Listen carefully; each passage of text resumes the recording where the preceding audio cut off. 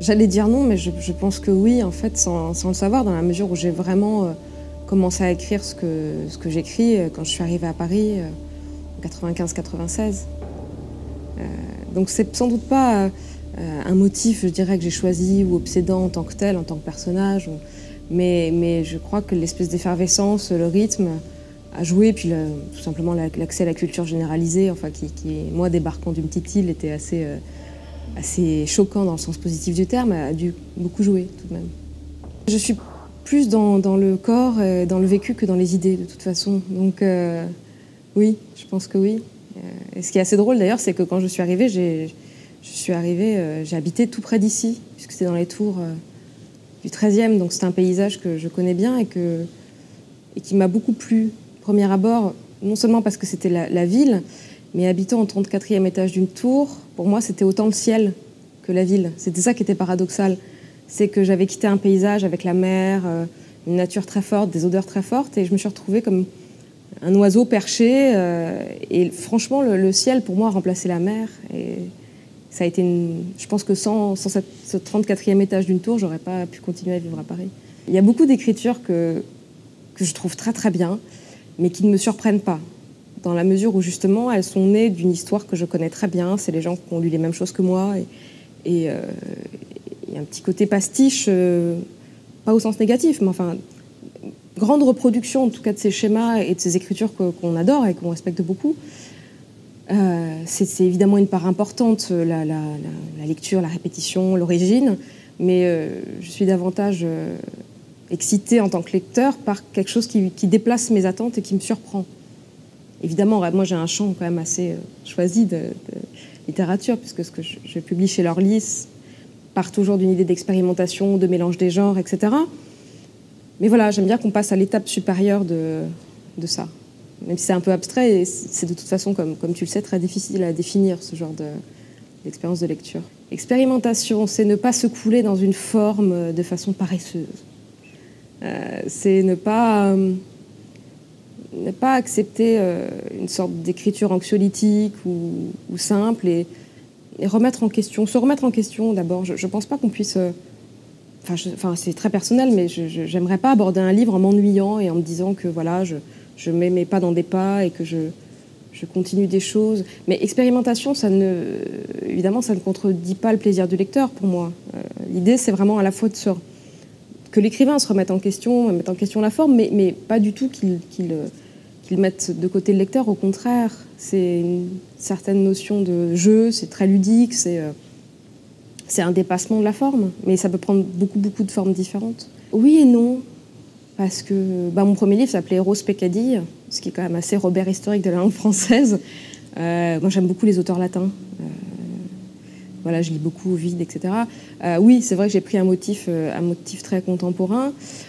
Chez mes auteurs, ça dépend un petit peu. Quelqu'un comme Tariq Noui ou Clara Guésingard, effectivement, sont une approche pop à la Christophiade, je dirais, de la littérature.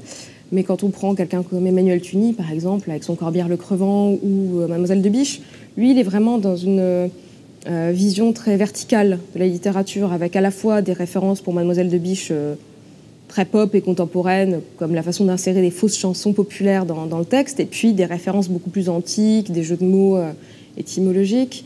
C'est sans doute le cas pour d'autres auteurs. Didier da Silva, dont on parlait aussi, c'est un peu plus complexe comme question.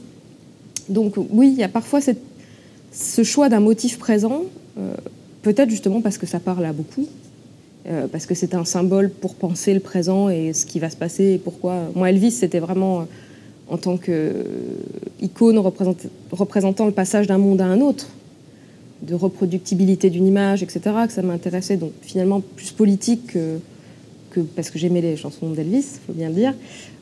C'est sans doute le cas de pas mal d'auteurs de cette génération, comme Tariq Noui dont on parlait, qui vraiment à chaque fois pose des questions, parfois assez violentes d'ailleurs, sur le monde. Non, ça sert. Évidemment que ça sert.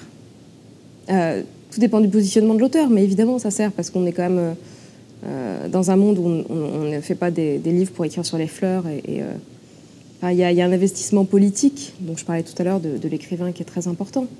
Là, je parlais que pour moi, en disant que la ville, je ne me la coltine pas comme personnage ou comme thème immédiat, mais elle est évidemment présente, d'une manière ou d'une autre. et le présent aussi.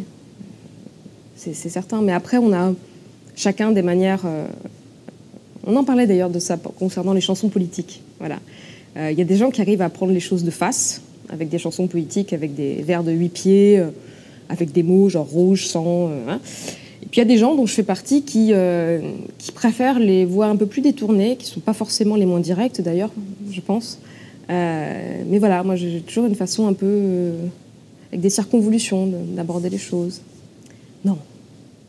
J'ai vachement moins mal au dos. Non, c'est pas pareil. L'écriture, c'est complémentaire. Moi, j'aimerais bien que tous les écrivains chantent sur scène parce que ça fait beaucoup de bien. Quand on écrit, on est quand même extrêmement tout seul. On se pose beaucoup de questions, on a beaucoup d'impasses. Ça prend beaucoup de temps, enfin, en tout cas pour moi. Voilà, et c'est un petit peu un chemin. Moi, je le décris toujours comme des rideaux. J'ai toujours cette espèce d'image en tête, des rideaux qu'on pousse. Et alors, il y en a toujours un nouveau. Et l'image de ce qu'on veut devient de moins en moins opaque. Mais on met vachement de temps, en fait, à pousser tous ces rideaux. Et on est très énervé. Et à la fin, on est à la fois heureux d'avoir trouvé une forme et puis tellement déçu de la laisser s'échapper comme ça. C'est très, très étrange. Alors que sur scène, il y a la notion de trac, évidemment, qui existe, mais qui est plutôt excitante, je trouve. Et puis, il y a cette espèce d'immédiateté, de rapport physique, là encore, avec le public, de rapport avec les musiciens. Moi, que j'aime beaucoup, le fait de ne pas être toute seule sur une scène, ça, c'est très important, qui est vraiment assez unique, quoi. Pour moi, c'est évidemment la musique qui est prédominante. Enfin, évidemment, non, c'est pas si évident que ça, en fait, en y réfléchissant bien.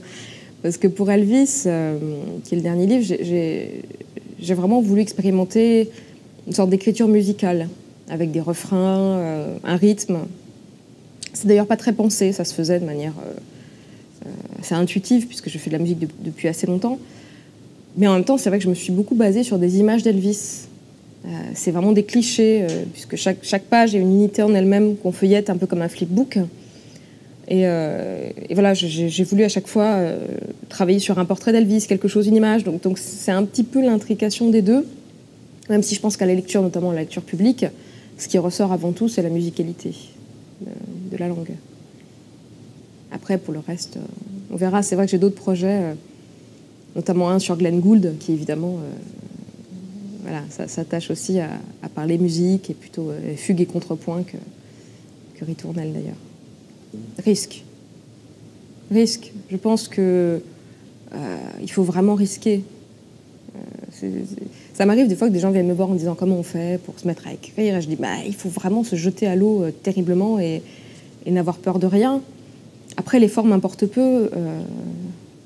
Moi, je suis pas très âgée, mais j'ai du mal à concevoir les formes, parce que ça va très vite, les formes changent. Donc ce qui peut vraiment exciter les jeunes qui ont entre 16 et 18 ans au niveau des formes. Donc je pense pas que ça importe peu, je crois qu'il faut vraiment se jeter à corps perdu dans quelque chose. Et surtout, je vais faire ma vieille harpie, il faut lire. Parce qu'on a vraiment des chocs esthétiques quand on est jeune qui sont extrêmement importants. Moi, je lisais beaucoup de littérature classique quand j'étais gamine. J'étais en une sorte de famille, comment on va dire, bourgeoise, corse. Donc avec des vieux livres bourgeois. Et quand je suis arrivée à Paris, justement, à la bibliothèque, à la BPI, je suis désolée, elle n'était pas encore ouverte, celle-ci, j'ai découvert Denis Roche.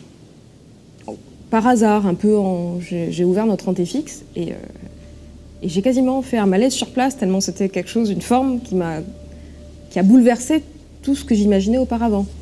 Et je pense que c'est une chance énorme à se donner dans la vie que de risquer de faire une rencontre pareille. On va dans une bibliothèque.